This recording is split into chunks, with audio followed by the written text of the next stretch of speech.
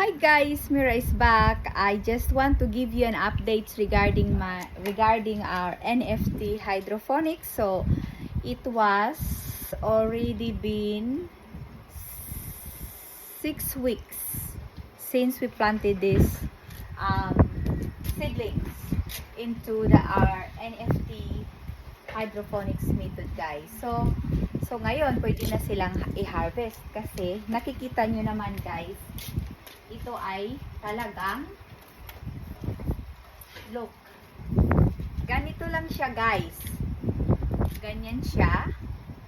So this is the whole bok choy, and it's been 6 weeks now that since we planted 5 weeks, I'm sorry, 5 weeks since we planted the seedlings into the hydroponics NFT method. So pwede na siyang harvesting, guys.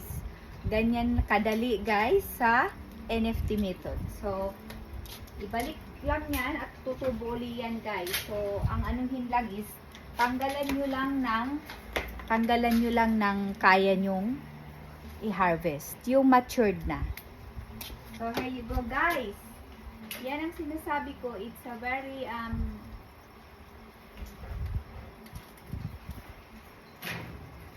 very what you call this one,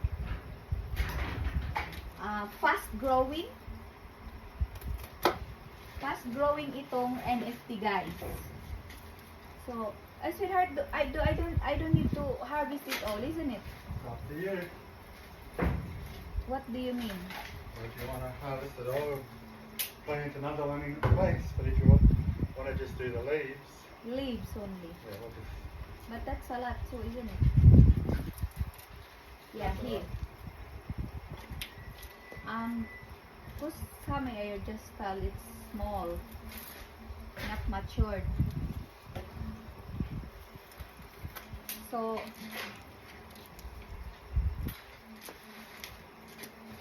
it's a very fast growing, guys. So it's a nice well, as you can see, our hydroponics with this one method is not much.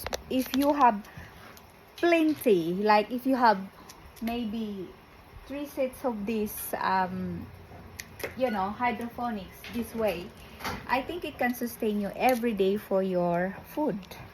Dalawa lang naman kami ng asawa ko. So yeah, but yeah, if you have more than of this, and you have any kinds of leafy vegetable, I think it can sustain you every day for your food. And salad, look at this lettuce, guys, and this is they call it what they call for this fruits? rocket. A rocket. This, oh gosh, look at this rocket. It's already these rockets. Hang on, I'll show you.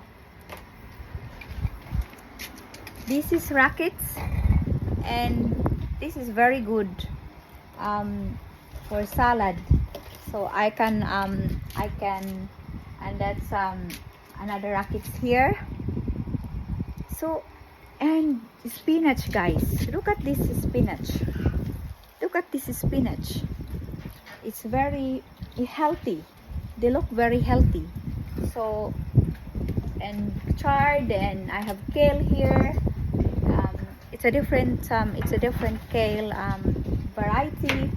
And purple bok choy. Purple bok choy did not it's still kicking off. And look at this lettuce, guys, here. Here. Look at the lettuce here. See? This is the lettuce. And you can really have a fresh vegetable, fresh salad with this after 5 weeks, guys. So here you go. Diba? Ang galing nitong NFT, guys. It's really changed gardening. You know, if you don't have much space in your house, and just like this. But yeah, so here you go. Thank you for watching, and I'm going to harvest now. Bye bye, see ya.